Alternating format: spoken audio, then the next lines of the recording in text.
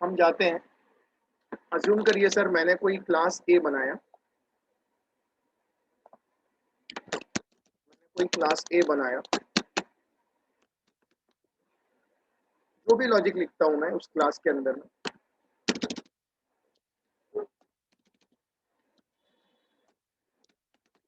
फिर मैंने class B बनाया,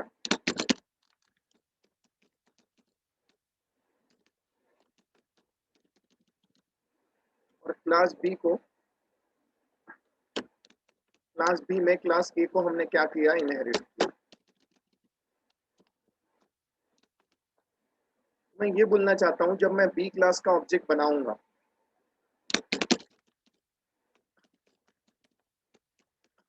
सॉरी, बी क्लास का ऑब्जेक्ट मैं बनाऊंगा, तो मैं आपको बताना चाहता हूं जब मैं बी क्लास का ऑब्जेक्ट बनाता हूं तो बी क्लास के टोटल जो टाइप है, बी क्लास के टोटल जो टाइप है वो दो हो जाएंगे। प्लीज ध्यान से सुनना क्योंकि ये समझने के बाद हम एग्जाम्पल पे जाएंगे आगे।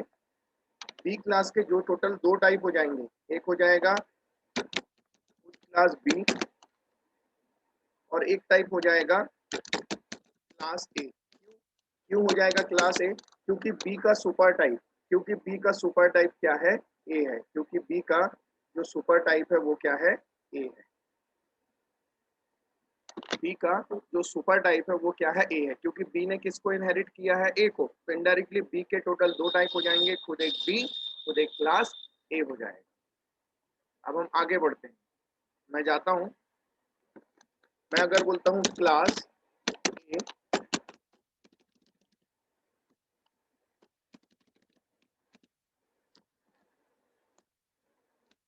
क्लास ए बनाया, फिर क्लास बी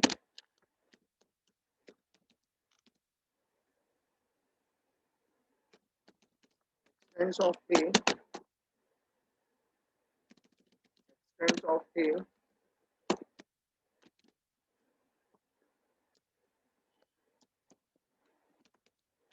बी, बी ने किसको इनहेरिट किया है, ए को। अब मैं जाता हूँ class extends of B, extends of B,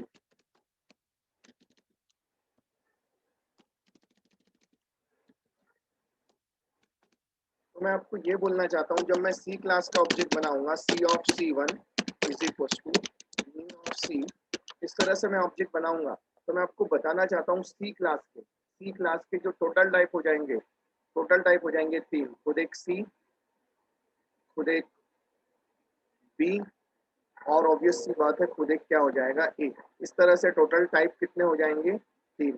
पहले हो जाएगा क्लास सी, फिर हो जाएगा क्लास,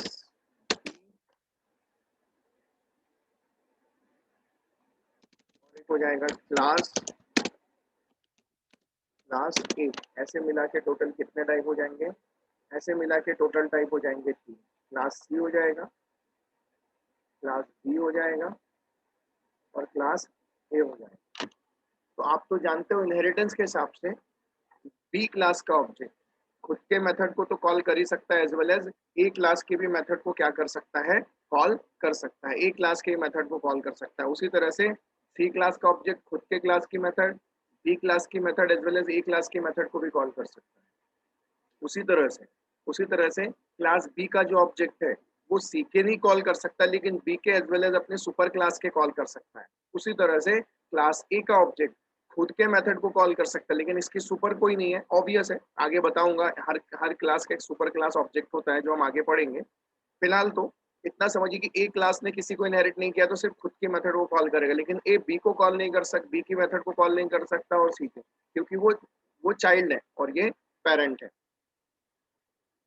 अब मैं आपको बताना चाहता हूं, अगर ऑब्वियस सी बात है, मैं गया, मैं अगर यहाँ पे गया और मैंने ये बोला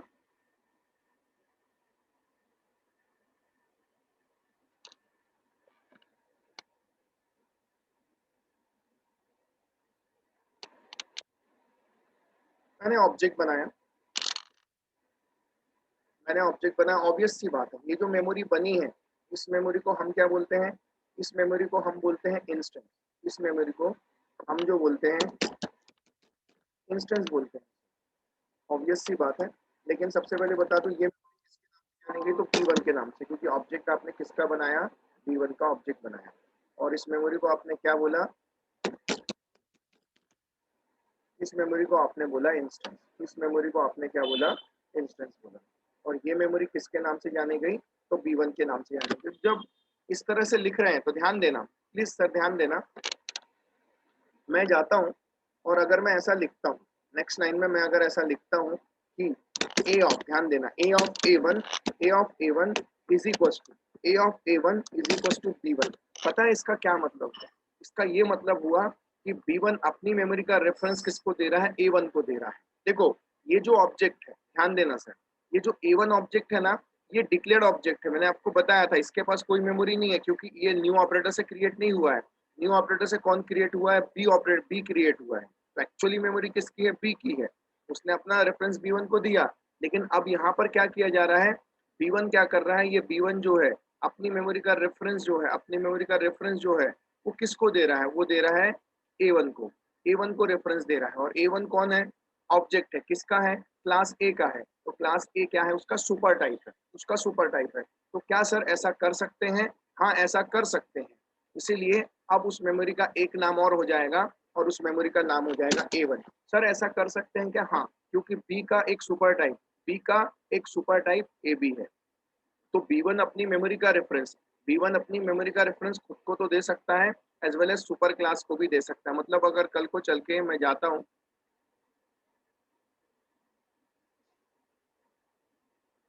और इस लाइन को यहाँ लिख देता हूँ, नीचे लिख देता हूँ, मैं जाता हूँ यहाँ पे, यहाँ लिखता हूँ मैं of B, sorry, B of A1 is equal to B1। B1 ने अपनी मेमोरी का रेफरेंस किसको दे दिया, A1 को दे सकता है। Even B2 is equal to B1। मतलब B1 अपनी मेमोरी का रेफरेंस, B1 अपनी मेमोरी का रेफरेंस अपने खुद को तो दे ही सकता है, ये भी डिक्लेयर्ड ऑब्जेक्ट है और ये भी डिक्लेयर्ड ऑब्जेक्ट है। तो B1 अपनी मेमोरी का रेफरेंस सुपर क्लास को भी दे सकता है, एज वेल एज खुद को भी क्या कर सकता है, दे सकता है। इसलिए हम बोल रहे हैं इसके टोटल टाइप कितने हो गए, 2। तो देखो ऐसा ऑब्जेक्ट जिसके पास कोई मेमोरी नहीं है, देखो A1, लेकिन फिर भी वो दूसरों की मेमोरी को क्या कर रहा है, रेफर कर रहा है, दूसरी की मेमोरी को क्या कर रहा है, रेफर कर रहा है। उसी तरह से अगर मैंने ये क्लास बनाया, अगर मैंने क्लास ए बनाया, और क्लास ए बनाने के बाद मैं जाता हूँ यहाँ पे और मैं बोल देता हूँ ए ने बी को किया, बी ने सी को किया, तो मैं जाता हूँ c of C1 is equal to new of c of C1 is equal to new of c. आपने किसका ऑब्जेक्ट बनाया, क्लास सी का ऑब्जेक्ट बनाया। तो सी के भी टोटल टाइप कितने हो जाएंगे सर, 3 हो जाएंगे। खुद सी होगा, बी होगा और ए होगा। तो देखिए मैं जाता हूँ, क्या सी अपना ऑब्जेक्ट, अपनी मेमोरी खुद को दे रहा है, c of C2 is equal to c of C2 is equal to C1, c of C2 is equal to C1। तो आप देख सकते हैं C1 अपनी मेमोरी का रेफरेंस किसको दे रहा है, खुद की ही मेमोरी को दे रहा है, दे सकता है। लेकिन सर ये लेफ्ट हैंड साइड में जो मैं बता रहा हूँ ये डिक्लेयर्ड ऑब्जेक्ट है, क्योंकि कहीं भी न्यू कीवर्ड नहीं है। न्यू कीवर्ड ऊपर वाले के पास था, वो मेमोरी का रेफरेंस किसको दे दिया, वो मेमोरी का रेफरेंस C1 को दे दिया, वो मेमोरी का रेफरेंस C1 को दे दिया। एग्जैक्टली जब मेमोरी बनी, ऑब्वियस सी बात है, जब मेमोरी बनेगी, जब मेमोरी बनेगी तो ऑब्वियस सी बात है, सबसे पहले वो मेमोरी जो बनेगी वो मेमोरी किसके नाम से जानी जाएगी, ऑब्वियस सी बात है, वो मेमोरी जानी जाएगी C1 के नाम से। किसके नाम से, C1 के नाम से जानी जाएगी, क्योंकि रेफरेंस उसके पास आया सबसे पहले। और वो जो मेमोरी है उस मेमोरी को आप क्या बोलेंगे, इंस्टेंस बोलेंगे। उस मेमोरी को आप क्या बोलोगे, इंस्टेंस बोलोगे। और मैं आपको बताना चाहता हूँ कि मैं आपको बताना चाहता हूँ कि C1 अपना मेमोरी का रेफरेंस किसको दे रहा है, C2 को दे रहा है, दे सकता है, खुद को भी दे सकता है। एज वेल एज अगर मैं बोलूँ B of B1 is equal to C1, B of B1 is equal to C1 अगर मैं बोलता हूँ, तो C1 अपनी मेमोरी का रेफरेंस B को भी दे सकता है। C1 अपनी मेमोरी का रेफरेंस किसको दे सकता है, B को भी दे सकता है, क्योंकि इसका भी सुपर टाइप, इसका सुपर टाइप क्या है, ऑब्वियस सी बात है, B भी है। तो ये रेफरेंस यहाँ पे आ जाएगा, ये रेफरेंस किसको आ जाएगा, B1 को भी रेफरेंस, मतलब C2 को भी रेफरेंस दे सकता है, no doubt.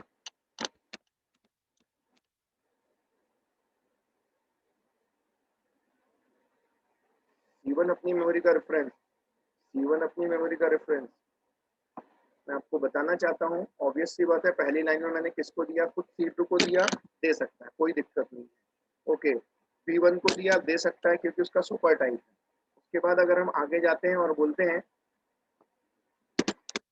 A of a one is equal to C1, तो C1 अपनी मेमोरी का रेफरेंस किसको दे सकता है, A1 को भी अपनी मेमोरी का रेफरेंस क्या, ए क्लास को भी अपनी मेमोरी का रेफरेंस क्या कर सकता है, दे सकता है, इस तरह से दे सकता है। लेकिन आप सर नोटिस करो, चाहे वो C2 हो, चाहे वो B1 हो, चाहे वो A1 हो, ये सब जो है ना रेफरेंस ऑब्जेक्ट, ये सारे के सारे जो ऑब्जेक्ट आप देख रहे हो ये तीनों, ये रेफरेंस है। ना C2 की कोई मेमोरी है, ना B1 की कोई मेमोरी है, ना A1 की कोई मेमोरी है। We can say here here C2 comma B1 comma A1 all are reference object, all are reference object। ये सारे के सारे जो ऑब्जेक्ट हैं, ये सारे के सारे जो ऑब्जेक्ट हैं, ये कैसे ऑब्जेक्ट हैं, रेफरेंस ऑब्जेक्ट हैं। they they don't have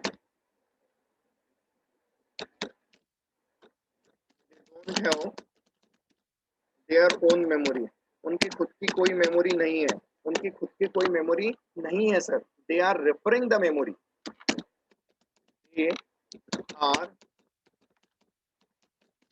referring the memory of class C and object C1 object को वो क्या कर रहे हैं, रेफर कर रहे हैं। C1 ऑब्जेक्ट को वो क्या कर रहे हैं, रेफर कर रहे हैं, इस तरह से। तो कहने का मतलब उनकी खुद की कोई मेमोरी नहीं है, उनकी खुद की कोई मेमोरी नहीं है। समझ में आया? ओके। तो कहने का मतलब ये है सर कि यहाँ पर मेमोरी किसकी है, सी की थी, और सी ने अपनी मेमोरी का रेफरेंस बाकी को दिया है। इसका मतलब उनके B1 B2 B1 की, C2 की, A1 की खुद की कोई मेमोरी नहीं है, वो सभी C1 की मेमोरी को रेफर कर रहे हैं। वो सारे के सारे कहलाए, जब कोई ऑब्जेक्ट रेफर करते हैं तो वो कहला जाते हैं रेफरेंस ऑब्जेक्ट, वो कहला जाते हैं रेफरेंस ऑब्जेक्ट कहला जाते हैं, इस तरह से। तो अब मैं थोड़ा सा और आगे बढ़ता हूँ। मैंने नॉर्मल क्लास लिया, अब मैं जाता हूँ सर और मैं यहाँ बोलता हूँ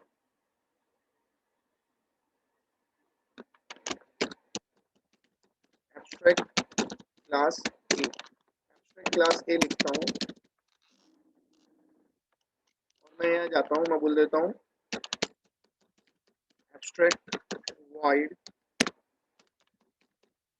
प्रिंट, एब्स्ट्रैक्ट वॉइड प्रिंट लिखता हूँ और यहाँ पे जाता हूँ और बोलता हूँ void of show, void of show बोलता हूँ और यहाँ लिख देता हूँ system dot out dot println, system dot out dot println, और मैं यहाँ जाता हूँ, मैं बोलता हूँ आई एम इन ए लिख देता हूँ और यहाँ से क्लोज कर देता हूँ। सर मैंने एक एब्स्ट्रैक्ट क्लास बना ली, क्लास बी, एब्स्ट्रैक्ट क्लास को भी जब आप इनहेरिट करते हैं तो एक्सटेंड से लिखते हैं, एक्सटेंड्स ऑफ ए। तो सर आपको तो पता है, अगर एब्स्ट्रैक्ट क्लास को आपने इनहेरिट किया है और अगर उसके अंदर एब्स्ट्रैक्ट मेथड है तो कंपलसरी है उस सब क्लास को ओवरराइड करना कंपलसरी हो गया। तो बी ओवरराइड करेगा कौन सी मेथड को, प्रिंट मेथड को। तो हम जाते हैं यहाँ लिखते हैं वॉइड ऑफ प्रिंट लिखते हैं और मैं लिख देता हूँ system dot out dot println और मैं लिख देता हूँ this print from B class से प्रिंट नाम की मेथड क्या हो रही है, कॉल हो रही है। अगर आप इसके अंदर भी कोई मेथड लिखना चाहते हैं तो लिख सकते हैं। सर अब आपको इतना तो नॉलेज हो गया कि अगर मैं बी क्लास का ऑब्जेक्ट बनाऊंगा सर, तो बी क्लास के टोटल दो टाइप हो जाएंगे, खुद एक बी होगा, खुद एक ए होगा, खुद एक बी होगा, खुद एक ए होगा, जो हमने अभी प्रीवियसली पढ़े हैं। अब मैं जाता हूँ और मैं बोलता हूँ क्लास डेमो, बोलता हूँ पब्लिक स्टैटिक वॉइड मेन लेते हैं, args लेते हैं और यहाँ जाके हम बोल देते हैं, ध्यान देना, B of b1 is equal to new of B. अगर आप ऐसा बोलोगे सर तो ऑब्वियस है बी क्लास का ऑब्जेक्ट बनेगा और वो रेफरेंस किसके पास आ जाएगा, b1 के पास आ जाएगा, b1 के पास आ जाएगा, मेमोरी भी b1 की है। लेकिन मुझे बताइए सर, ऑब्वियस सी बात है बी क्लास के ऑब्जेक्ट से हम प्रिंट नाम की मेथड को भी कॉल कर पाएंगे क्योंकि वो खुद के क्लास में ओवरराइड है, एज वेल एज उसकी सुपर क्लास की जो शो नाम की मेथड है वो भी हम कॉल कर पाएंगे। मतलब ये तो कंसेप्ट हमें पता है, हम ऐसा b1 डॉट प्रिंट ऑब्वियस सी बात है खुद के घर में प्रिंट मिल जाएगी, कॉल कर देगा और उसके बाद b one dot show, obvious सी बात है। प्लीज सर ध्यान देना, इंपॉर्टेंट चीज आ रही है। B one dot show obvious है खुद के घर में नहीं है तो सुपर क्लास से कॉल करेगा। लेकिन देखिए सर, मैं आपको कुछ एक लाइन चेंज करने जा रहा हूँ, ध्यान से सुनना सर, ध्यान से सुनना। जब मैं जाता हूँ यहाँ पे, और यहाँ जाने के बाद जो मैंने यहाँ लिखा था बी ऑफ बी वन, यहाँ मैं थोड़ा सा चेंज कर देता हूँ सर, और यहाँ जाके लिख देता हूँ a of a one. A of a one, सबसे पहला सवाल, सर क्या आप ऐसा कर सकते हैं? तो मेरा पहला आंसर ये है, हाँ मैं कर सकता हूँ, क्योंकि मैंने अभी थोड़ी देर पहले पढ़ा कि अगर मैं बी क्लास का ऑब्जेक्ट बनाता हूँ, तो बी क्लास का ऑब्जेक्ट खुद की मेथड को तो कॉल कर ही सकता है, एज वेल एज अपनी सुपर क्लास की भी मेथड को क्या कर सकता है, कॉल कर सकता है। सुपर क्लास की भी मेथड को क्या कर सकता है, कॉल कर सकता है। अब देखिए सर, मैं यहाँ जाता हूँ, ध्यान देना प्लीज, मैं ये हटा लेता हूँ, ये मैं हटा दिया, ये मैंने इतनी चीजें हटा दी, और मैं यहाँ जाता हूँ, और प्लीज ध्यान देना, अगर मैं लिखता हूँ ए वन डॉट और मैं यहाँ जाके लिखता हूँ प्रिंट, मैं यहाँ जाके लिख देता हूँ प्रिंट, मैं गया और मैंने क्या लिख दिया, ए वन डॉट प्रिंट लिखा। जैसे ही मैंने ए वन डॉट प्रिंट लिखा सर, ऑब्वियस सी बात, देखिए सर मैं बताता हूँ आपको, मैंने प्रिंट लिख दिया सर, अब होगा क्या वो समझ सर। होगा ऐसा कि जब सबसे पहले ये लाइन एग्जीक्यूट होगी, सबसे पहले ये वाली लाइन, तो ऑब्वियस सी बात है जब ये लाइन एग्जीक्यूट होगी सर, 1 मिनट सर, जब ये लाइन एग्जीक्यूट होगी sir, right hand side execute होगा हमेशा की तरह, तो ऑब्वियस है न्यू ऑपरेटर से क्या बनेगा, रैम में क्या होगा, मेमोरी का अलोकेशन होगा। ऑब्वियस सी बात है, जब ये राइट हैंड साइड एग्जीक्यूट होता है तो क्या होता है, रैम में मेमोरी का अलोकेशन होता है। ऑब्वियस सी बात है, जाएगा रैम में क्या होगा, मेमोरी का अलोकेशन होगा, रैम में मेमोरी का अलोकेशन होगा। ऑब्वियस सी बात है, किसके पास जाएगा, ऑब्जेक्ट किसका है, क्लास बी का, तो बी ने किसको इनहेरिट किया, ए को, ए के लिए भी सारे मेंबर वेरिएबल्स के लिए मेमोरी का अलोकेशन करेगा, फिर आएगा। ऑब्वियस सी बात है, ये जो मेमोरी जानी जाएगी, ये किसके नाम से जानी जाएगी सर, ऑब्वियस सी बात है, आप रेफरेंस किस में दे रहे हो, ए1 में, तो सर बी क्लास की मेमोरी है, लेकिन बी क्लास की मेमोरी का रेफरेंस आप किसको दे रहे हो, ए1 को।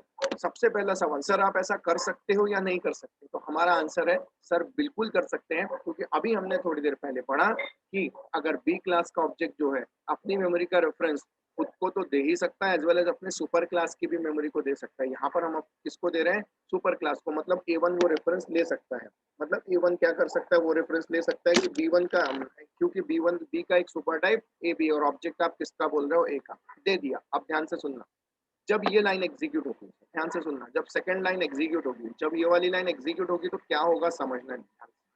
सबसे पहले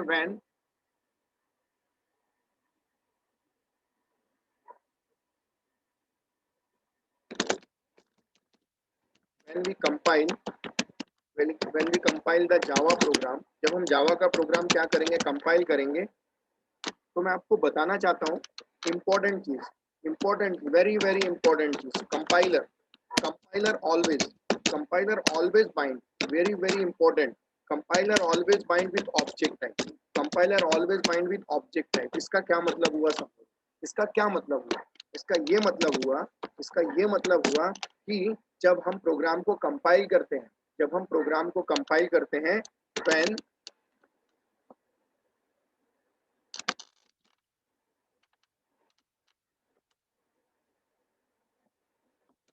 we compile the Java program, when we compile the Java program, Java compiler,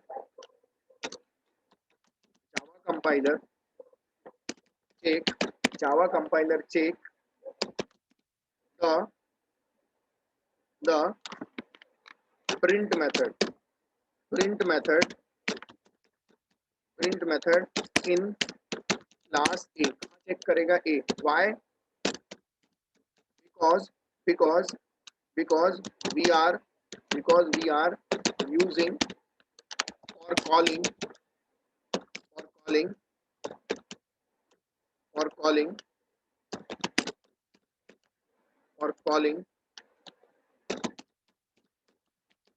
object of A class. हम देखिए सर, हम जो compiler check the print method, compiler check the print method in class A, because we are calling the we are calling the we can say we correct this compiler check the print method in class A. कहाँ check करता है? print method body, ध्यान से सुनना, print method body in class A. print नाम के method की body को कहाँ ढूंढता है? क्लास A में ढूंढता है, क्लास A में ढूंढता है. why? because we are calling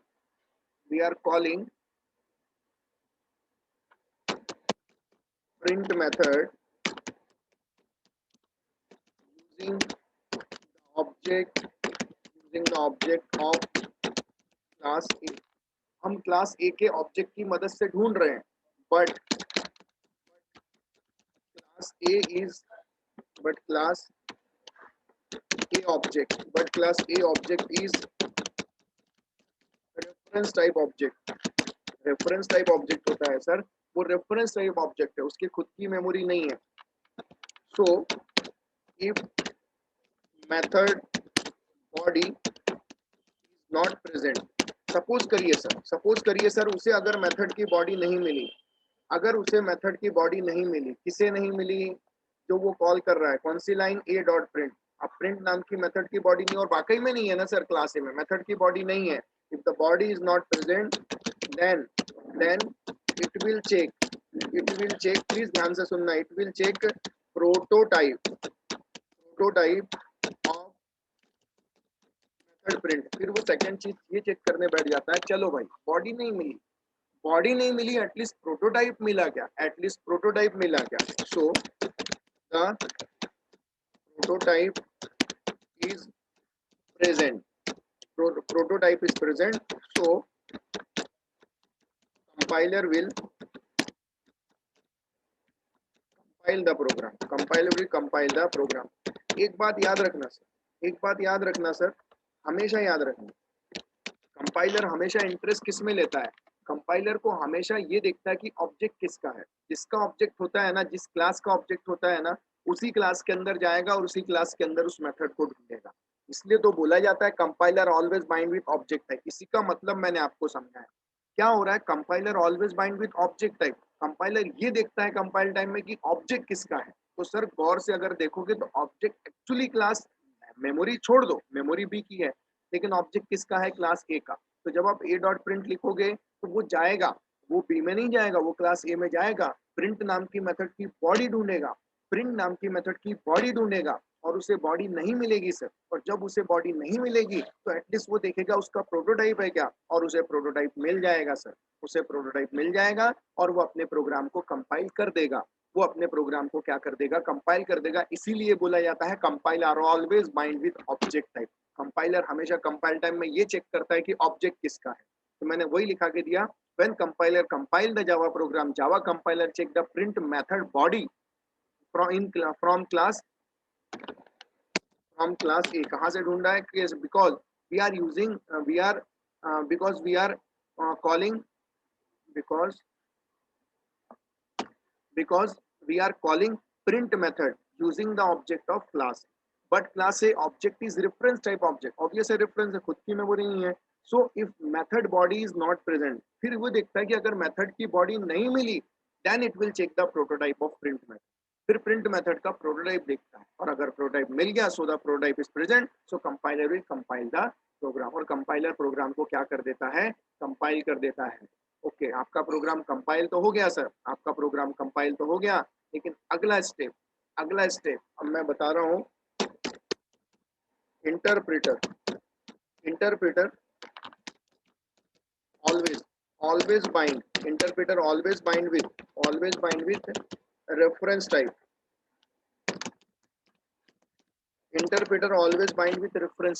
interpreter हमेशा किस में इंटरेस्ट होता है? Interpreter always bind with reference type. हमेशा इंटरप्रेटर को रेफरेंस टाइप में इंटरेस्ट होता है. अब इसका मतलब क्या हुआ? इसका मतलब ये हुआ sir, when interpreter run the Java program, अब run the Java program. So interpreter check check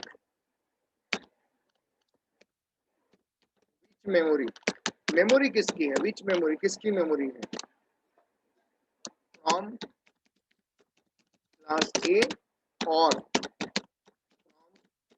class B, किसकी मेमोरी है, क्लास ए की है या क्लास बी की है। So it will call, it will call method which have memory, memory जिसकी होगी वहां से क्या करेगा, मेथड को क्या करेगा, कॉल करेगा। अगर आप गौर से देखोगे सर, अगर आप गौर से देखोगे तो इस केस में एक्चुअली मेमोरी तो क्लास बी की है, आप एक्चुअली मेमोरी क्लास बी की है। तो जब कॉल करने की बारी आएगी, जब कॉल करने की बारी आएगी तो ऑब्वियस है वो प्रिंट नाम की मेथड कहाँ से कॉल करेगा, क्लास बी से कॉल करेगा। कहाँ से कॉल करेगा, क्लास बी से क्या करेगा, वो कॉल करेगा। देखिए मैं जाता हूँ, मैंने मेरा प्रोग्राम बना के रखा हुआ था, मैंने एब्स्ट्रैक्ट क्लास बनाया, प्रिंट नाम की मेथड प्रोटाइप लिखा, इनहेरिट किया, सारी चीजें की। अब हम जाते हैं इस प्रोग्राम को सेव करते हैं।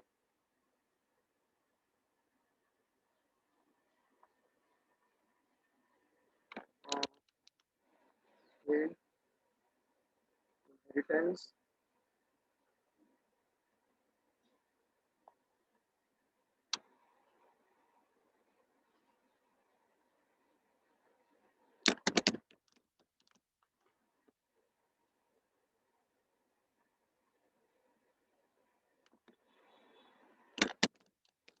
डेमो डॉट जावा। ओके हम जाते हैं, कमांड प्रॉम्प्ट स्टार्ट करते हैं।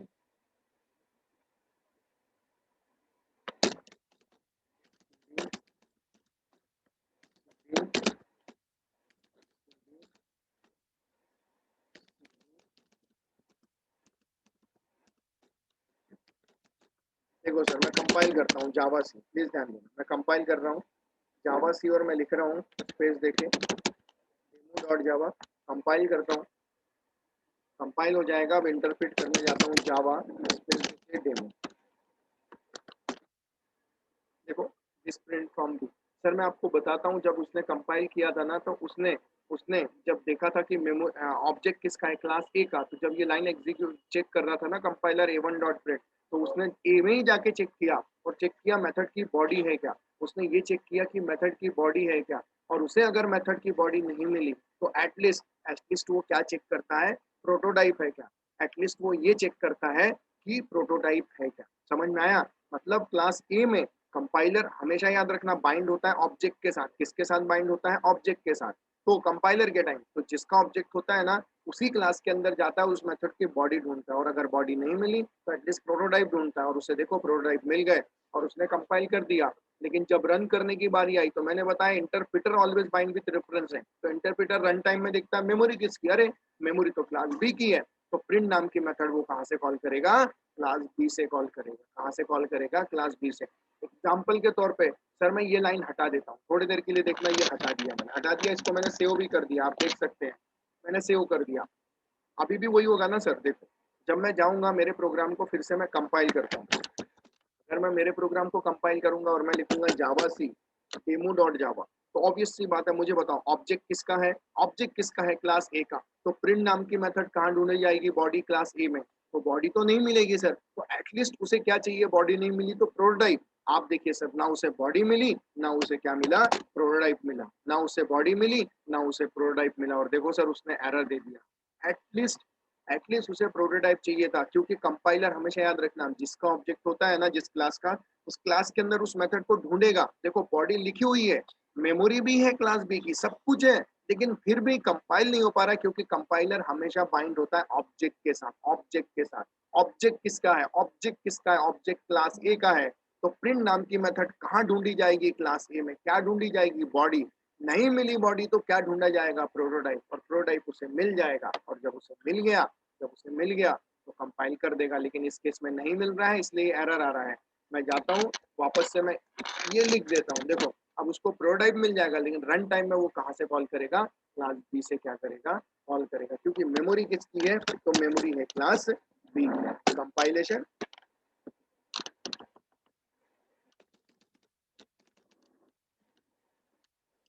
और इंटरप्रिटेशन। देखिए सर इंपॉर्टेंट है सर, इसमें इंपॉर्टेंट क्या है सर, मैं आपको बार बार बोल रहा हूँ, compiler always bind with object type, compiler always bind with object type, interpreter always bind with reference type. Run time में इंटरप्रेटर ये देखता है कि मेमोरी किसकी है, तो रन टाइम में इंटरप्रेटर को पता चलता है मेमोरी तो जिसकी है उसी के अंदर रखी गई मेथड को कॉल करेगा। ये थंब रूल याद रखो, ये थंब रूल याद रखो आप हमेशा।